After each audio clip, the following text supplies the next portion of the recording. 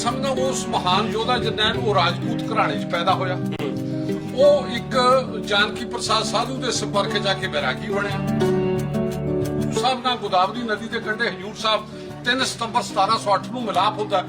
उस मिलाप तो बाद मैं समझदा भगती तो शक्ति का रस्ता अख्तियार किया बाबा बंदा सिंह बहादुर जी ने।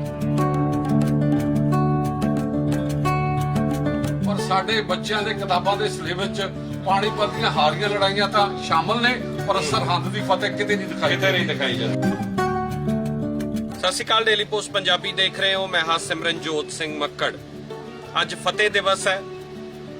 ਬਾਬਾ ਬੰਦਾ ਸਿੰਘ ਬਹਾਦਰ ਨੂੰ ਗੁਰੂ ਸਾਹਿਬ ਨੇ ਜਦੋਂ ਗੋਦਾਵਰੀ ਦੇ ਕੰਢਿਓ ਥਾਪੜਾ ਦੇ ਕੇ ਤੋਰਿਆ ਤੇ ਕਿਹਾ ਕਿ ਪੰਜਾਬ ਦੇ ਵਿੱਚ ਜ਼ੁਲਮ ਦੇ ਖਿਲਾਫ ਲੜਾਈ ਲੜੋ ਤੇ ਜੁਰਮ ਨੂੰ ਜਾ ਕੇ ਖਤਮ ਕਰੋ, ਤਾਂ ਹੰਕਾਰੇ ਹੋਏ ਨਵਾਬ ਵਜ਼ੀਰ ਖਾਨ ਨੂੰ ਚੱਪੜਚਿੜੀ ਦੇ ਮੈਦਾਨ ਵਿੱਚ ਬਾਬਾ ਬੰਦਾ ਸਿੰਘ ਬਹਾਦਰ ਦੀ ਅਗਵਾਈ ਦੇ ਵਿੱਚ ਖਾਲਸਾਈ ਫੌਜਾਂ ਨੇ ਮਾਤ ਦਿੱਤੀ ਔਰ ਸਰਹੰਦ ਫਤਿਹ ਕੀਤੀ। ਉਸੇ ਦੀ ਯਾਦ ਦੇ ਵਿੱਚ ਸਰਹੰਦ ਫਤਿਹ ਦਿਵਸ ਮਨਾਇਆ ਜਾਂਦਾ ਹੈ, ਚੇਤੇ ਕੀਤਾ ਜਾਂਦਾ ਹੈ ਹਮੇਸ਼ਾ ਬਾਬਾ ਬੰਦਾ ਸਿੰਘ ਬਹਾਦਰ ਤੇ ਉਹਨਾਂ ਮਹਾਨ ਸਿੱਖਾਂ ਦੀ ਲਸਾਨੀ ਕੁਰਬਾਨੀ ਨੂੰ, ਜੋ ਚੱਪੜਚਿੜੀ ਦੇ ਮੈਦਾਨ ਦੇ ਵਿੱਚ ਸਿੰਘ ਸ਼ਹੀਦ ਹੋਏ ਤੇ ਬਾਅਦ ਦੇ ਵਿੱਚ ਬਾਬਾ ਬੰਦਾ ਸਿੰਘ ਬਹਾਦਰ ਨੂੰ ਵੀ ਸ਼ਹੀਦ ਕੀਤਾ ਗਿਆ। ਅਸੀਂ ਪਹੁੰਚੇ ਹਾਂ ਪਿੰਡ ਰਕਬਾ, ਮੁੱਲਾਪੁਰ ਦਾਖਾ ਦੇ ਨਾਲ ਪੈਂਦਾ ਪਿੰਡ ਰਕਬਾ, ਜਿੱਥੇ ਬਾਬਾ ਬੰਦਾ ਸਿੰਘ ਬਹਾਦਰ ਨੂੰ ਸਮਰਪਿਤ ਖਾਸ ਅਜਾਇਬ ਘਰ ਬਣਾਇਆ ਗਿਆ ਔਰ ਇੱਥੇ ਸ਼ਬਦ ਪ੍ਰਕਾਸ਼ ਦੀ ਚਰਚਾ ਹੁੰਦੀ ਹੈ, ਸ਼ਬਦ ਗੁਰੂ ਦੀ ਚਰਚਾ ਹੁੰਦੀ ਹੈ। ਤਾਂ ਆਓ ਤੁਹਾਨੂੰ ਦਿਖਾਉਣੇ ਆ ਕਿ ਕੀ ਹੈ ਇਸ ਮਹਾਨ ਵਿਰਾਸਤ ਦਾ ਸੰਭਾਲਿਆ ਹੋਇਆ ਉਹ ਅਨਮੋਲ ਖਜ਼ਾਨਾ ਔਰ ਇਸ ਅਜਾਇਬ ਘਰ ਦੇ ਵਿੱਚ ਕਿਸ ਤਰ੍ਹਾਂ ਦੀਆਂ ਤਸਵੀਰਾਂ ਨੇ, ਦੇਖਦੇ ਹਾਂ।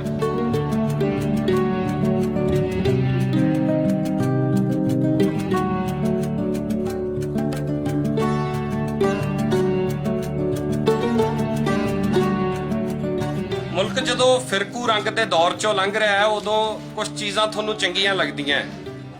ਜਿਸ ਸ਼ਖਸ ਦੇ ਨਾਲ ਮਿਲਾਉਣ ਜਾ ਰਹੇ ਹਾਂ ਤੁਹਾਨੂੰ ਬਾਬਾ ਬੰਦਾ ਸਿੰਘ ਬਹਾਦਰ ਦੀਆਂ ਅਸੀਂ ਤਸਵੀਰਾਂ ਦਿਖਾਈਆਂ, ਯਾਦਗਾਰ ਬਣੀਆਂ, ਪਰ ਇਹ ਇਸ ਪੂਰੇ ਕਹਿ ਲੋ ਕਿ ਕਨਸੈਪਟ ਦਾ ਜਿਹੜਾ ਥਾਟ ਆਉਂਦਾ ਹੈ ਔਰ ਇਹਦੀ ਪੂਰਾ ਸਾਂਭ ਸੰਭਾਲ ਔਰ ਸਾਰਾ ਇਹਦੇ ਪਿੱਛੇ ਜੋ ਸ਼ਖਸ ਜ਼ਿੰਮੇਦਾਰ ਹੈ ਉਹਨਾਂ ਦਾ ਪੂਰਾ ਨਾਮ ਹੈ ਕ੍ਰਿਸ਼ਨ ਕੁਮਾਰ ਬਾਵਾ।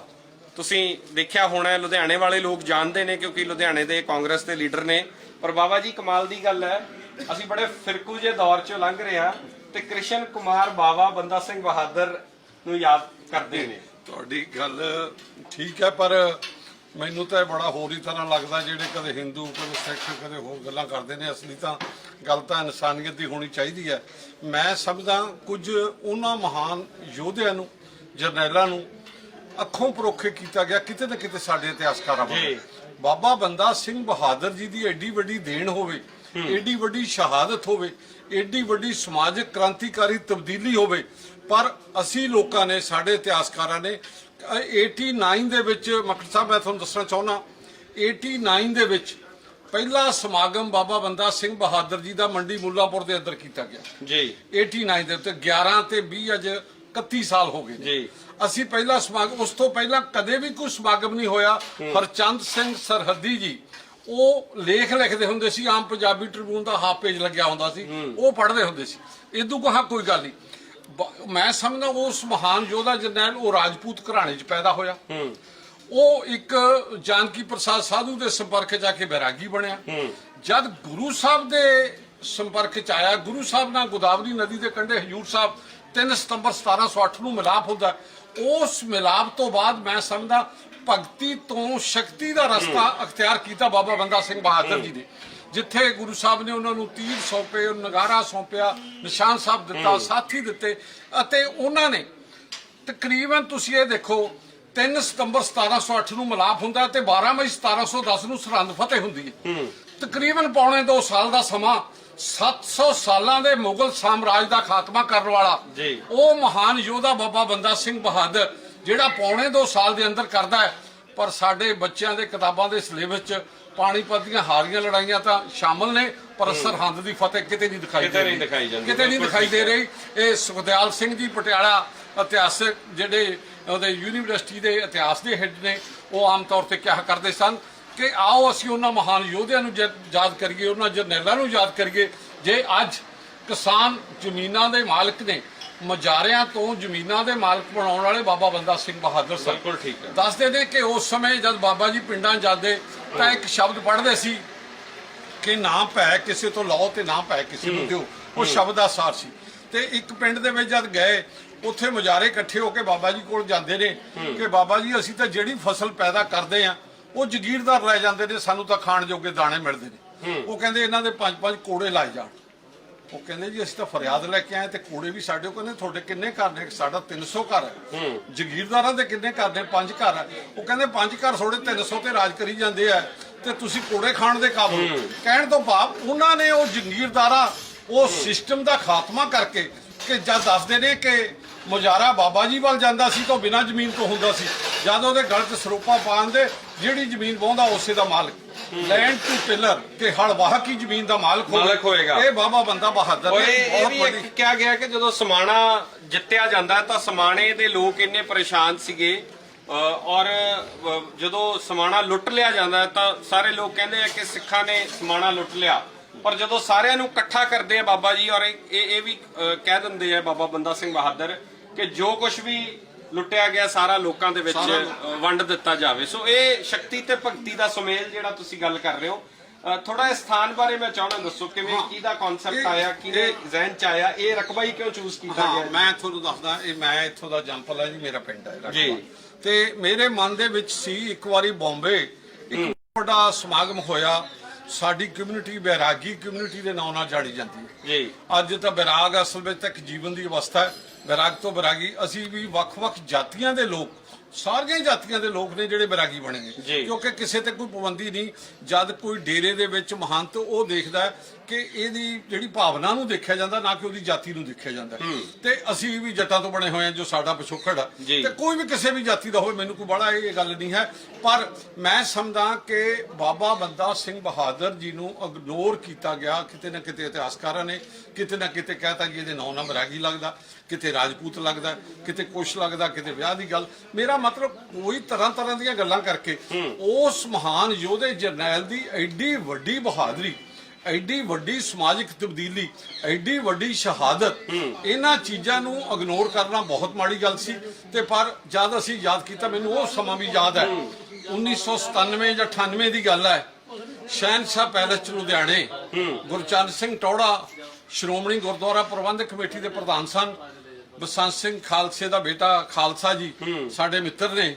ਤੇ ਜਦੋਂ ਅੰਦਰੋਂ ਬਾਹਰ ਨੂੰ ਆ ਰਹੇ ਸੀ ਉਸ ਵਿਆਹ ਤੇ, ਮੈਂ ਅੰਦਰ ਨੂੰ ਐਂਟਰ ਹੋ ਰਿਹਾ ਸੀ, ਤਾਂ ਉਹ ਖਾਲਸਾ ਜੀ ਕਹਿੰਦੇ ਟੌੜਾ ਸਾਹਿਬ ਬਾਬਾ ਜੀ ਨੂੰ ਜਾਣਦੇ ਹੋ? ਤਾਂ ਉਹਨਾਂ ਨੇ ਜਿਵੇਂ, ਕਿਉਂਕਿ ਉਹ ਮਸ਼ਕਰੀ ਬੜੇ ਪਿਆਰ ਨਾਲ ਬੋਲਦੇ ਸਨ, ਉਹ ਹੱਸ ਕੇ ਮੈਨੂੰ ਜੱਫੀ 'ਚ ਲੈ ਲਿਆ।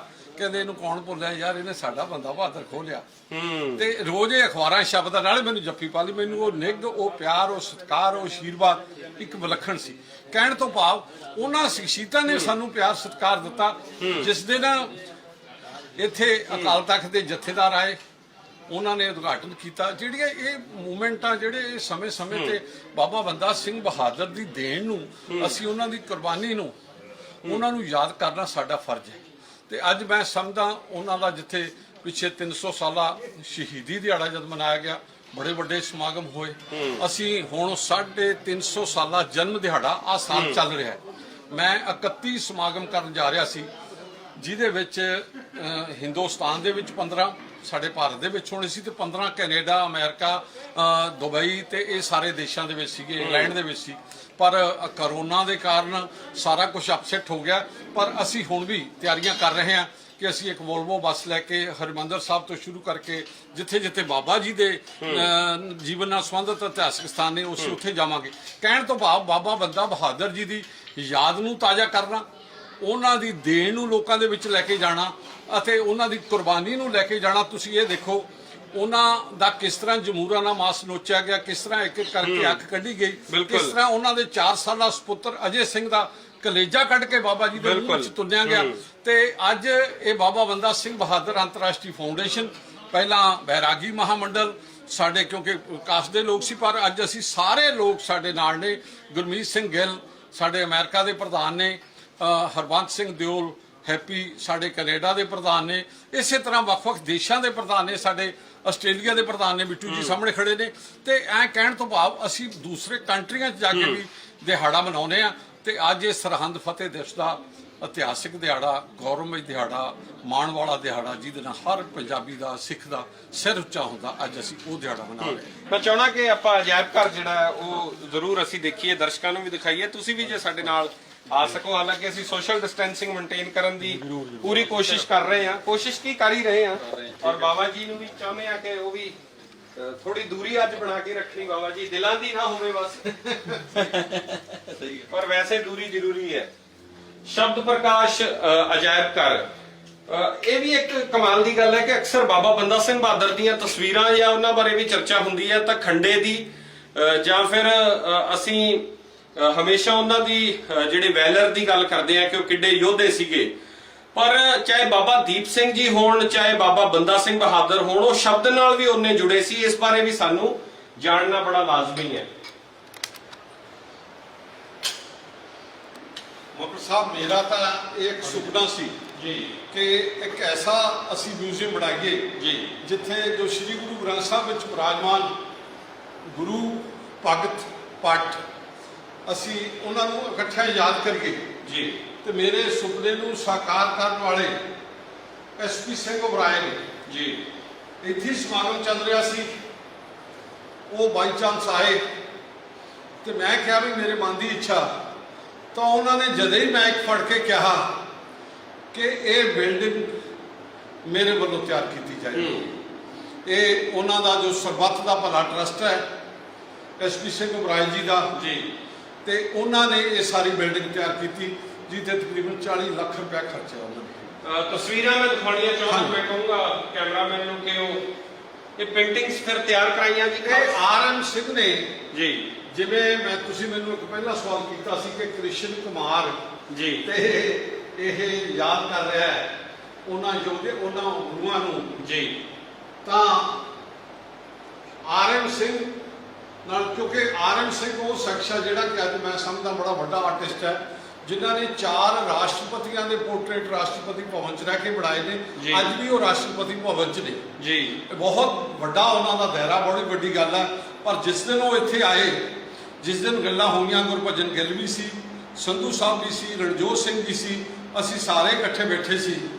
ਉਹ ਮੈਨੂੰ ਤੁਹਾਡੇ ਵਾਲੀ ਗੱਲ, ਉਹ ਮੈਨੂੰ ਕਹਿੰਦੇ ਤੁਹਾਡੀ ਭਾਵਨਾ ਦੇਖ ਕੇ ਤੁਹਾਤੋਂ ਪੈਸੇ ਮੰਗਣ ਨੂੰ ਦਿਲ ਨਹੀਂ ਕਰਦਾ, ਤੁਹਾਡੀ ਭਾਵਨਾ ਸ਼ੁੱਧ ਹੈ, ਇਸ ਕਰਕੇ ਜੋ ਦਿਓਗੇ ਮੈਂ ਉਹੀ ਲੈ ਲਾਂਗਾ। ਤੇ ਵਾਕਈ ਲਿਆ ਵੀ ਉਹਨਾਂ ਨੇ, ਇਸ ਕਰਕੇ ਅਸੀਂ ਉਹਨਾਂ ਦਾ ਮੈਂ ਚਾਹੁੰਦਾ ਕਿ ਇੱਕ ਵਾਰ ਸ਼ੁਰੂ ਤੋਂ ਕੈਮਰਾਮੈਨ ਜੇ ਤੁਹਾਨੂੰ ਦਿਖਾ ਸਕਣ ਸਾਹਮਣੇ, ਜੇ ਸ਼ੁਰੂਆਤ ਜਿੱਥੋਂ ਹੁੰਦੀ ਹੈ ਜੁਗੋ ਜੁਗ ਅਟਲ ਸ਼੍ਰੀ ਗੁਰੂ ਗ੍ਰੰਥ ਸਾਹਿਬ ਜੀ ਮਹਾਰਾਜ ਦਾ ਇਹ ਪੇਂਟਿੰਗ ਜਿਹੜੀ ਹੈ, ਪਹਿਲਾ ਪ੍ਰਕਾਸ਼,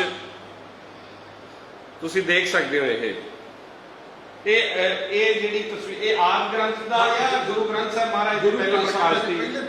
ਪਹਿਲੇ ਪ੍ਰਕਾਸ਼ ਦਾ ਇਹ ਇਹ ਉਦੋਂ 6 ਗੁਰੂ ਸਾਹਿਬਾਨ ਦੀ ਬਾਣੀ ਗੁਰੂ ਗ੍ਰੰਥ ਸਾਹਿਬ 'ਚ, ਇਹ 6 ਗੁਰੂ ਸਾਹਿਬਾਨ ਤਾਂ ਇਹ ਵੀ ਜ਼ਰੂਰੀ ਹੈ, ਬਹੁਤ ਸਾਰੇ ਸਾਡੇ ਬੱਚਿਆਂ ਨੂੰ ਨਹੀਂ ਪਤਾ ਹੁੰਦਾ ਕਿ ਸਾਡੇ 6 ਗੁਰੂ ਸਾਹਿਬਾਨ ਦੀ ਬਾਣੀ ਗੁਰੂ ਗ੍ਰੰਥ ਸਾਹਿਬ ਮਹਾਰਾਜ ਦੇ ਵਿੱਚ ਦਰਜ ਹੈ।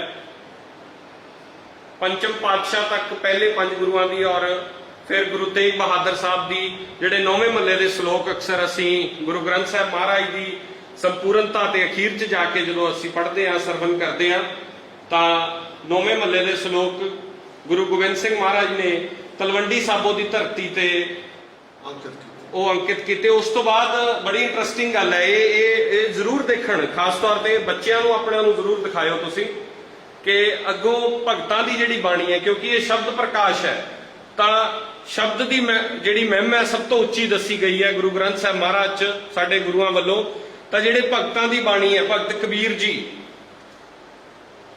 ਭਗਤ ਕਬੀਰ ਜੀ ਦਾ ਅਕਸਰ ਕਿਹਾ ਜਾਂਦਾ ਹੈ ਕਿ ਕ੍ਰਾਂਤੀਕਾਰੀ, ਉਹਨਾਂ ਨੇ ਹਮੇਸ਼ਾ ਚੈਲੰਜ ਕੀਤਾ ਜਿਹੜੇ ਰਵਾਇਤਾਂ ਨੂੰ, ਸਿਸਟਮ ਨੂੰ, ਉਹ ਉਹਨਾਂ ਦੀ ਬਾਣੀ ਦਰਜ ਕੀਤੀ ਗਈ ਹੈ। ਔਰ ਬਨਾਰਸ ਦੀ ਧਰਤੀ ਤੇ ਪ੍ਰਗਟ ਹੋਏ ਨੇ, ਜਾਤ ਪਾਤ, ਧਰਮ, ਕਰਮਾ ਕਾਂਡਾਂ ਨੂੰ, ਬੁੱਤ ਪੂਜਾ ਨੂੰ ਉਹਨਾਂ ਨੇ ਚੈਲੰਜ ਕੀਤਾ ਕਬੀਰ ਸਾਹਿਬ ਨੇ। ਬਾਬਾ ਸ਼ੇਖ ਫਰੀਦ ਸਾਹਿਬ ਦੀ ਬਾਣੀ ਦਰਜ ਹੈ ਤਾਂ ਫਰੀਦ ਸਾਹਿਬ ਦਾ, ਔਰ ਇਹ ਵੀ ਇੱਕ ਵਿਲੱਖਣ ਤਸਵੀਰ ਹੈ ਜੀ ਬਾਬਾ ਫਰੀਦ ਸਾਹਿਬ ਦੀ। ਇਹ ਤਸਵੀਰ ਘੱਟ ਦੇਖਣ ਨੂੰ ਮਿਲਦੀ ਹੈ। ਭਗਤ ਨਾਮਦੇਵ ਜੀ ਦੀ ਬਾਣੀ, ਭਗਤ ਰਵਿਦਾਸ ਜੀ ਦੀ ਬਾਣੀ, ਜਿਸ ਤਰ੍ਹਾਂ ਬਾਣੀਆਂ ਅੰਕਿਤ ਨੇ ਭਗਤ ਤਰਲੋਚਨ ਜੀ ਦੀ ਬਾਣੀ।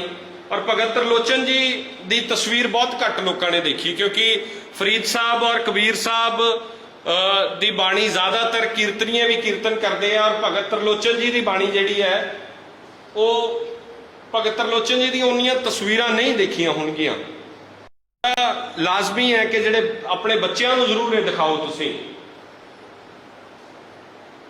ਔਰ ਭਗਤ ਬੇਣੀ ਜੀ ਦੀ ਬਾਣੀ ਜਿਹੜੀ ਦਰਜ ਹੈ, ਤਨ ਚੰਦਨ ਮਸਤਕ ਪਾਤੀ, ਅਸੀਂ ਅਕਸਰ ਸਰਵਣ ਕਰਦੇ ਹਾਂ ਜਦੋਂ।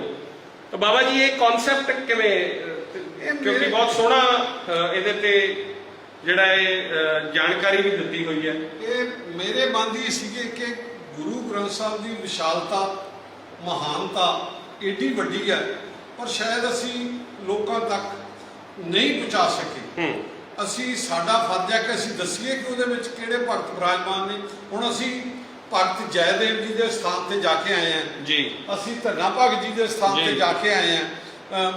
ਬਲਕਿ ਉਸ ਸਮੇਂ ਅਮਰੀਕ ਸਿੰਘ ਆਲੀਵਾਲ ਅਸੀਂ ਸਾਰੇ ਇਕੱਠੇ ਸੀ, ਪਰਿਵਾਰਾਂ ਸਮੇਤ ਜਾ ਕੇ ਆਏ ਹਾਂ। ਧੰਨਾ ਭਗਤ ਜੀ ਦੇ ਰਾਜਸਥਾਨ ਦੇ ਵਿੱਚ ਭਗਤ ਜੈਦੇਵ ਜੀ ਦਾ ਕਲਕੱਤੇ ਤੋਂ 150 ਕਿਲੋਮੀਟਰ ਦੂਰ ਬੜਾ ਵੱਡਾ ਮੰਦਿਰ ਹੈ ਜੀ। ਤੇ ਕਹਿਣ ਦਾ ਭਾਵ, ਜਿਹੜਾ ਮੈਂ ਸਮਝਦਾ ਗੁਰੂ ਗ੍ਰੰਥ ਸਾਹਿਬ ਐਸਾ ਗ੍ਰੰਥ ਹੈ ਤੇ ਇਹਨਾਂ ਨੂੰ ਮੰਨਣ ਵਾਲੇ ਨੂੰ ਕਿਸੇ ਨੂੰ ਕਿਤੇ ਵੀ ਜਾਣੇ, ਸਮੁੱਚੀ ਮਨੁੱਖਤਾ ਦੇ ਲਈ ਹੈ। ਇਹਨਾਂ ਨੂੰ ਕਿਸੇ ਇੱਕ ਅਸੀਂ ਨਾਲ ਨਹੀਂ ਜੋੜ ਸਕਦੇ, ਸਮੁੱਚੀ ਮਨੁੱਖਤਾ ਦੇ ਲਈ ਹੈ ਗੁਰੂ ਗ੍ਰੰਥ ਸਾਹਿਬ। ਵਿਸ਼ਵ ਦੇ ਵਿੱਚ ਬੈਠੀ ਤੁਸੀਂ ਇਹ ਦੇਖੋ, ਧੰਨਾ ਭਗਤ ਜੀ ਦੇ ਸ਼ਬਦ, ਗੋਪਾਲ ਤੇਰਾ ਆਰਤਾ, ਜੋ ਜਨ ਤੁਮਰੀ ਭਗਤ ਕਰੰਤੇ ਤਿਨਕੇ ਕਾਜ ਸਵਾਰਤਾ। ਪ੍ਰਭੂ ਦੀ ਆਰਾਧਨਾ ਕੀਤੀ ਹੈ। ਬਿਲਕੁਲ, ਅਸੀਂ ਆਰਤੀ ਕਰਦੇ ਆ ਤਾਂ ਇਹ ਸ਼ਬਦ ਆਰਤੀ ਦੇ ਵਿੱਚ ਜਿਹੜਾ ਆਰਤੀ ਦੀ ਸੰਪੂਰਨਤਾ ਜਿਹੜੀ ਹੁੰਦੀ ਹੈ ਗੁਰੂ ਸਾਹਿਬ ਨੇ ਇਹਦੇ ਨਾਲ ਕੀਤੀ ਹੈ। ਦਾਲ ਸੀਤਾ ਮੰਗੋ ਕੀਓ ਹਮਰਾ ਖੁਸ਼ੀ ਕਰੇ ਜੀਓ। ਔਰ ਇਹ ਵੀ ਹੈ ਕਿ ਕਿਵੇਂ ਘਰ ਦੀਆਂ ਲੋੜਾਂ ਦੀ ਗੱਲ ਕੀਤੀ ਹੈ ਕਿ ਗਊ ਵੀ ਚਾਹੀਦੀ ਹੈ ਤੇ ਔਰ ਗੀਹਨ ਦੀ ਵੀ ਗੱਲ ਕੀਤੀ ਸਭ ਦੀ ਗੱਲ। ਕਿਉਂਕਿ ਅਸੀਂ ਕਹਿੰਦੇ ਆ ਕਿ ਬਾਣੀ ਦੇ ਵਿੱਚ ਸਾਨੂੰ ਗੁਰੂ ਦਾ ਜੀਵਨ ਹੈ ਜਿਹੜਾ, ਉਹ ਕਹਿੰਦਾ ਹੈ ਕਿ ਬਾਹਰ ਨਹੀਂ ਭਟਕਣਾ, ਭੱਜਣਾ ਨਹੀਂ ਹੈ, ਤੁਹਾਨੂੰ ਦੁਨੀਆ ਛੱਡਣੀ, ਗ੍ਰਸਤੀ ਜੀਵਨ ਦੀ ਇਹ ਸਾਰੀ ਜਿਹੜੀ ਅਸੀਂ ਗੱਲ ਕਰਦੇ ਹਾਂ। ਤਾਂ ਇਹ ਬੜੀ ਜਾਣਕਾਰੀ ਲਾਜ਼ਮੀ ਹੈ। ਬੜੀ ਉਪਮਾ ਕੀਤੀ ਹੈ ਗ੍ਰਸਤ ਜੀਵਨ ਦੀ ਉਹਨਾਂ ਨੇ। ਇਹ ਦੇਖੋ, ਇਹ ਭਗਤ ਜੈਦੇਵ ਜੀ ਜਿਨ੍ਹਾਂ ਦੀ ਬਾਣੀ ਗੁਰੂ ਗ੍ਰੰਥ ਸਾਹਿਬ ਦੇ ਵਿੱਚ ਅੰਕਿਤ ਹੈ, ਇਹਨਾਂ ਦਾ ਮੰਦਿਰ ਹੈ ਬੜਾ ਵੱਡਾ, ਬੜਾ ਪੁਰਾਤਨ ਮੰਦਿਰ ਹੈ, ਤੇ ਅਸੀਂ ਉੱਥੇ ਵੀ ਦਰਸ਼ਨ ਕਰਕੇ ਆਏ ਹਾਂ। ਤੁਸੀਂ ਭਗਤ ਭੀਖਨ ਜੀ, ਭਗਤ ਭੀਖਨ ਜੀ ਦੇਖੋ, ਤੁਸੀਂ ਤਸਵੀਰ ਦੇਖੋ ਤੇ ਉਹਨਾਂ ਦੇ ਦਰਸ਼ਨ ਕਰੋ ਤੇ ਕਿਸ ਤਰ੍ਹਾਂ ਉਹਨਾਂ ਦੇ। ਮੈਨੂੰ ਲੱਗਦਾ ਬਹੁਤ ਸਾਰੇ ਲੋਕਾਂ ਨੇ, ਓਨੈਸਟਲੀ ਤੁਸੀਂ ਜਿਹੜੇ ਲੋਕ ਵੀ ਇਹ ਦੇਖ ਰਹੇ ਹੋ, ਕਿਉਂਕਿ ਮੈਂ ਵੀ ਇਹ ਜ਼ਿਆਦਾਤਰ ਤਸਵੀਰਾਂ ਜਿਹੜੇ ਭਗਤ ਜਿੰਨੇ ਸਾਡੇ ਨੇ, ਜਿਨ੍ਹਾਂ ਦੀ ਬਾਣੀ ਅੰਕਿਤ ਹੈ ਗੁਰੂ ਸਾਹਿਬ ਨੂੰ, ਅਸੀਂ ਹਰ ਰੋਜ਼ ਜਦੋਂ ਸੀਸ ਨਵਾਉਂਦੇ ਹਾਂ ਤਾਂ ਇਹਨਾਂ ਨੂੰ ਵੀ ਸੀਸ ਨਵਾਉਂਦੇ ਹਾਂ। ਇਹ ਅਸੀਂ ਯਾਦ ਰੱਖੀਏ। ਅਕਸਰ ਅਸੀਂ ਹਮੇਸ਼ਾ ਸਿੱਖੀਜ਼ਮ ਨੂੰ ਬਹੁਤ ਸੀਮਤ ਕਰ ਦਿੰਦੇ ਹੁੰਦੇ ਆ, ਤਾਂ ਸਾਨੂੰ ਇਹ ਸੋਚਣਾ ਚਾਹੀਦਾ ਹੈ। ਭਗਤ ਪੀਪਾ ਜੀ, ਇਹ ਸਾਰੀਆਂ ਬਾਣੀਆਂ ਦਰਜ ਨੇ। ਭਗਤ ਸਦਨਾ ਜੀ, ਜੀ ਜੀ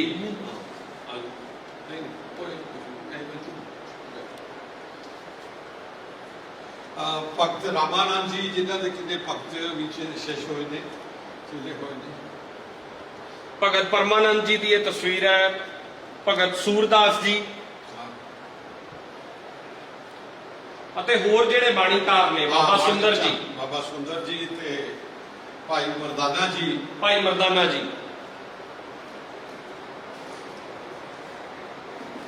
ਰਾਏ ਬਲਵੰਡ ਜੀ ਤੇ ਭਗਤ ਭਾਈ ਸੱਤਾ ਜੀ। ਸੋ ਇਹ ਬਹੁਤ ਜ਼ਰੂਰੀ ਸੀ। ਭੱਟ ਸਹਿਬਾਨ, ਜਿਹੜੇ ਭੱਟ ਸਹਿਬਾਨਾਂ ਦੀ ਬਾਣੀ ਗੁਰੂ ਗ੍ਰੰਥ ਸਾਹਿਬ ਮਹਾਰਾਜ ਚ ਅੰਕਿਤ ਕੀਤੀ ਗਈ ਹੈ, ਤੁਸੀਂ ਦੇਖ ਰਹੇ ਹੋ। ਬਹੁਤ ਲਾਜ਼ਮੀ ਹੈ ਸਾਡੇ ਵਾਸਤੇ, ਸਾਡੇ ਇਤਿਹਾਸ ਦੀਆਂ ਇਹ ਤਸਵੀਰਾਂ। ਇਹ ਭੱਟਾਂ ਦੇ ਵਿੱਚ ਭੱਟ ਕਲ ਸਹਾਰ ਜੀ, ਭੱਟ ਜਾਲਪ ਜੀ, ਭੱਟ ਕੀਰਤ ਜੀ, ਭੱਟ ਪਿਖਾ ਜੀ, ਭੱਟ ਜੀ, ਭੱਟ ਪਲ ਜੀ, ਭੱਟ ਨਲ ਜੀ, ਭੱਟ ਗਿਆਨ ਜੀ, ਭੱਟ ਮਥੁਰਾ ਜੀ, ਭੱਟ ਬਲ ਜੀ, ਭੱਟ ਹਰਬੰਸ ਜੀ। ਔਰ ਇਹ ਸਾਰੀਆਂ ਤਸਵੀਰਾਂ ਤੁਸੀਂ ਜਿਹੜੀਆਂ ਦੇਖ ਰਹੇ ਹੋ। ਔਰ ਇੱਥੇ ਹਰਮੰਦਰ ਸਾਹਿਬ ਦੀ ਤਸਵੀਰ ਹੈ। ਇਹ ਹਰਮੰਦਰ ਸਾਹਿਬ ਦੀ ਇਹ ਤਸਵੀਰ ਹੈ। ਇਹ ਰਾਤ ਤੰਤੀ ਜੀ, ਖੂਬਸੂਰਤ ਤਸਵੀਰ। ਇਹ ਸੰਧੂ ਸਾਹਿਬ ਨੇ ਤਿਆਰ ਕੀਤੀ।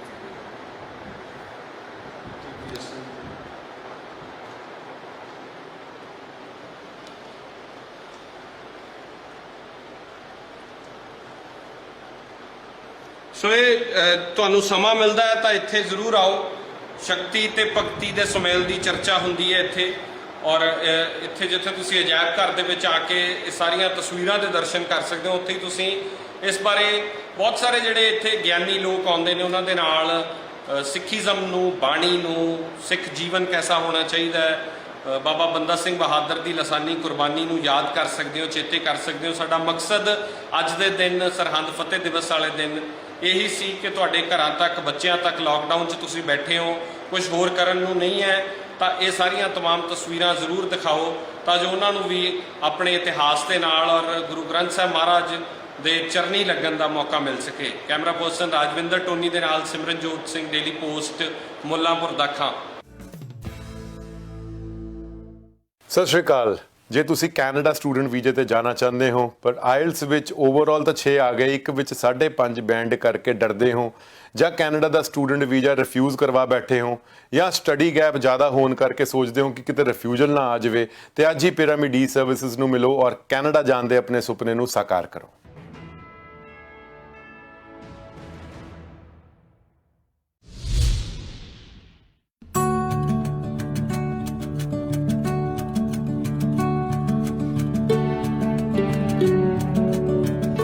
ਮੈਂ ਸਮਝਦਾ ਉਸ ਮਹਾਨ ਯੋਧਾ ਜਰਨੈਲ ਉਹ ਰਾਜਪੂਤ ਘਰਾਣੇ 'ਚ ਪੈਦਾ ਹੋਇਆ। ਉਹ ਇੱਕ ਜਾਨਕੀ ਪ੍ਰਸਾਦ ਸਾਧੂ ਦੇ ਸੰਪਰਕ 'ਚ ਜਾ ਕੇ ਬੈਰਾਗੀ ਬਣਿਆ। ਸਾਹਿਬ ਨਾਲ ਗੋਦਾਵਰੀ ਨਦੀ ਦੇ ਕੰਢੇ ਹਜੂਰ ਸਾਹਿਬ 3 ਸਤੰਬਰ 1708 ਨੂੰ ਮਿਲਾਪ ਹੁੰਦਾ। ਉਸ ਮਿਲਾਪ ਤੋਂ ਬਾਅਦ ਮੈਂ ਸਮਝਦਾ ਭਗਤੀ ਤੋਂ ਸ਼ਕਤੀ ਦਾ ਰਸਤਾ ਅਖਤਿਆਰ ਕੀਤਾ ਬਾਬਾ ਬੰਦਾ ਸਿੰਘ ਬਹਾਦਰ ਜੀ ਨੇ। ਪਰ ਸਾਡੇ ਬੱਚਿਆਂ ਦੇ ਕਿਤਾਬਾਂ ਦੇ ਸਿਲੇਬਸ 'ਚ ਪਾਣੀਪਤ ਦੀਆਂ ਹਾਰੀਆਂ ਲੜਾਈਆਂ ਤਾਂ ਸ਼ਾਮਲ ਨੇ, ਪਰ ਸਰਹੰਦ ਦੀ ਫਤਿਹ ਕਿਤੇ ਨਹੀਂ ਦਿਖਾਈ ਜਾਂਦੀ। ਸਤਿ ਸ਼੍ਰੀ ਅਕਾਲ, ਡੇਲੀ ਪੋਸਟ ਪੰਜਾਬੀ ਦੇਖ ਰਹੇ ਹੋ। ਮੈਂ ਹਾਂ ਸਿਮਰਨਜੋਤ ਸਿੰਘ ਮੱਕੜ। ਅੱਜ ਫਤਿਹ ਦਿਵਸ ਹੈ। ਬਾਬਾ ਬੰਦਾ ਸਿੰਘ ਬਹਾਦਰ ਨੂੰ ਗੁਰੂ ਸਾਹਿਬ ਨੇ ਜਦੋਂ ਗੋਦਾਵਰੀ ਦੇ ਕੰਢਿਓ ਥਾਪੜਾ ਦੇ ਕੇ ਤੋਰਿਆ ਤੇ ਕਿਹਾ ਕਿ ਪੰਜਾਬ ਦੇ ਵਿੱਚ ਜ਼ੁਲਮ ਦੇ ਖਿਲਾਫ ਲੜਾਈ ਲੜੋ ਤੇ ਜੁਰਮ ਨੂੰ ਜਾ ਕੇ ਖਤਮ ਕਰੋ, ਤਾਂ ਹੰਕਾਰੇ ਹੋਏ ਨਵਾਬ ਵਜ਼ੀਰ ਖਾਨ ਨੂੰ ਚੱਪੜਚਿੜੀ ਦੇ ਮੈਦਾਨ ਵਿੱਚ ਬਾਬਾ ਬੰਦਾ ਸਿੰਘ ਬਹਾਦਰ ਦੀ ਅਗਵਾਈ ਦੇ ਵਿੱਚ ਖਾਲਸਾਈ ਫੌਜਾਂ ਨੇ ਮਾਤ ਦਿੱਤੀ ਔਰ ਸਰਹੰਦ ਫਤਿਹ ਕੀਤੀ। ਉਸੇ ਦੀ ਯਾਦ ਦੇ ਵਿੱਚ ਸਰਹੰਦ ਫਤਿਹ ਦਿਵਸ ਮਨਾਇਆ ਜਾਂਦਾ ਹੈ, ਚੇਤੇ ਕੀਤਾ ਜਾਂਦਾ ਹੈ ਹਮੇਸ਼ਾ ਬਾਬਾ ਬੰਦਾ ਸਿੰਘ ਬਹਾਦਰ ਤੇ ਉਹਨਾਂ ਮਹਾਨ ਸਿੱਖਾਂ ਦੀ ਲਾਸਾਨੀ ਕੁਰਬਾਨੀ ਨੂੰ, ਜੋ ਚੱਪੜਚਿੜੀ ਦੇ ਮੈਦਾਨ ਦੇ ਵਿੱਚ